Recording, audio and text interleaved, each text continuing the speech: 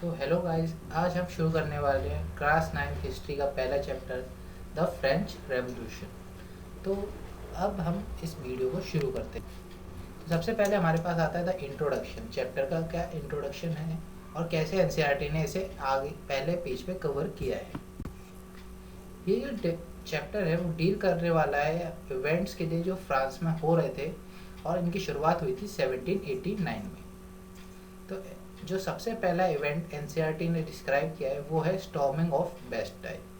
आज हम उसी के बारे में देखेंगे कि क्या क्या इवेंट्स, क्या क्या रीजंस थे कि हमें बेस्टाइल में जाके तबाही मचानी पड़ी और उससे क्या क्या कंक्लूजन हमने ड्रॉ किए थे।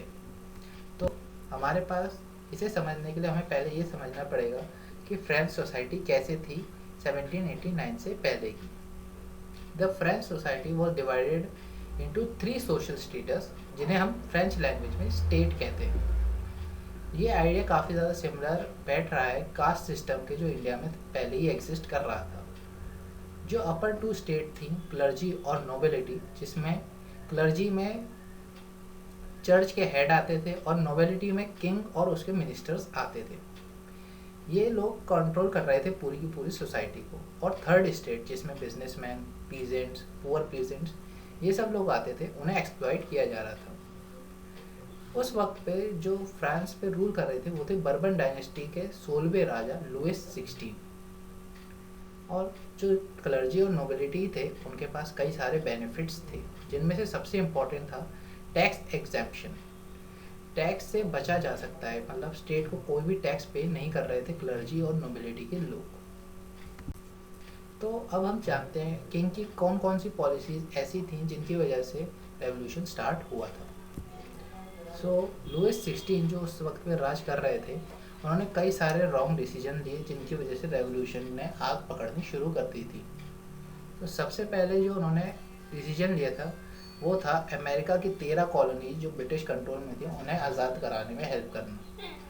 तो इससे सबसे बड़ी बात तो ये हुई कि वो एक अनयूजफुल वॉर, इसमें कोई भी उसका बेनिफिट नहीं हुआ था फ्रांस का, उस युद्ध में वो चला गया था।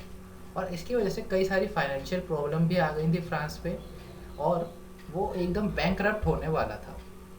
और ऐसी सिचुएशन से बचने के लिए किंग ने अपना ट्रम्प कार्ड खेला और वो था कि अब हम टैक्स को इंक्रीज करने वाले थे थर्ड स्टेट पे। लेकिन यही बात नहीं थी कि इसकी वजह से रेवोल्यूशन स्टार्ट हो।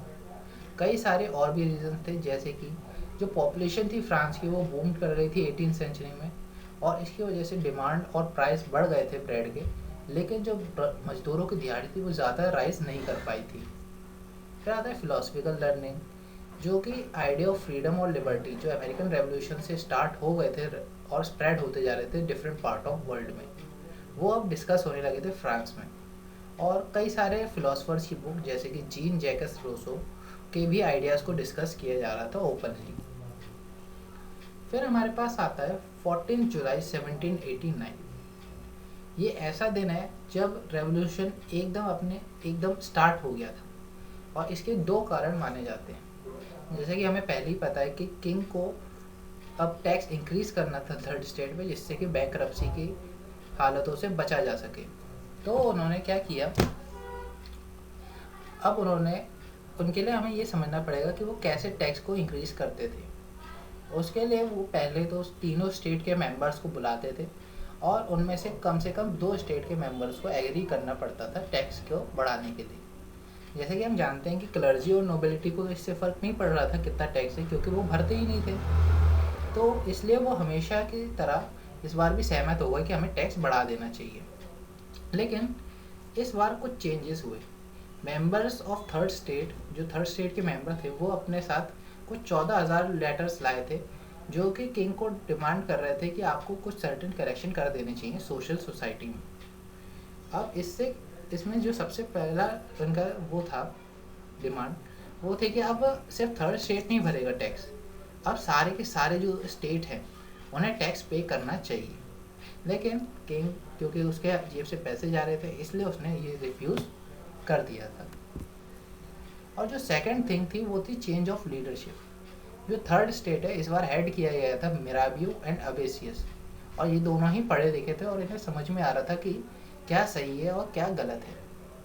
इन लोगों ने मिलके दूसरे लोगों को भी उकसाया कि अब हमें एक साथ आ जाना चाहिए और किंग के खिलाफ बगावत कर देनी चाहिए।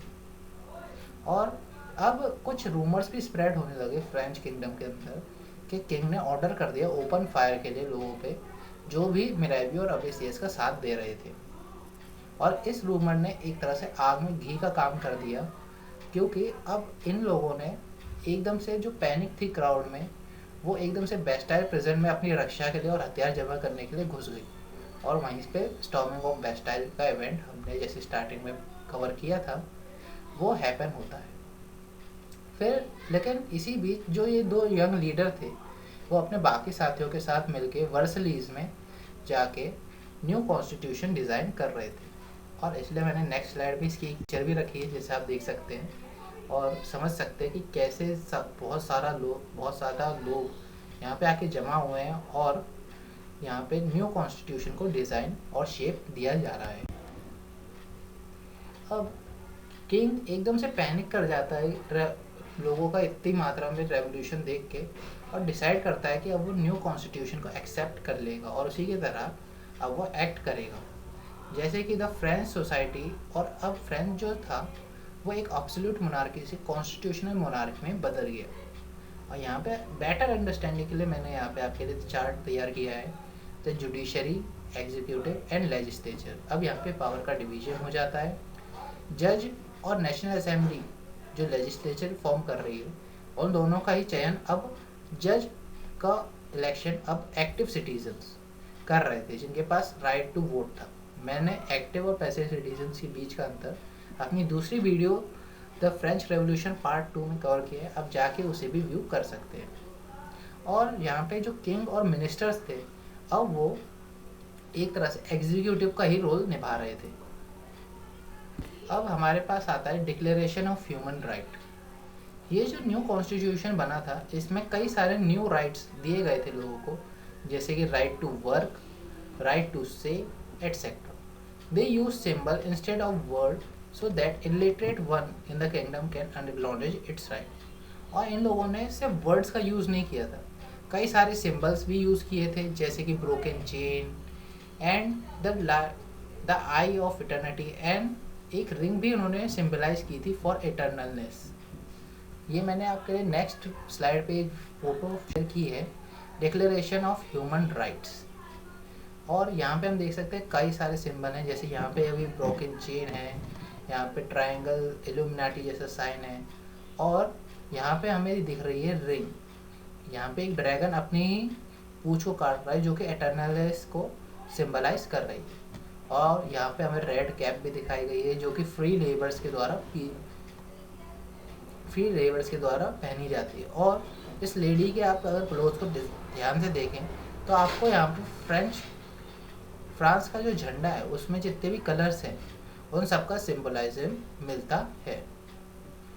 तो उम्मीद करता हूँ आपको ये वीडियो अच्छी लगी होगी और इसी के लिए थैंक्स फॉर वॉचिंग। और प्लीज़ लाइक करिए, सब्सक्राइब कीजिए और सबसे इम्पोर्टेंट आप प्लीज़ कमेंट तो करिए जिससे मैं इम्प्रूव कर पाऊँ अपनी नेक्स्ट वीडियो में।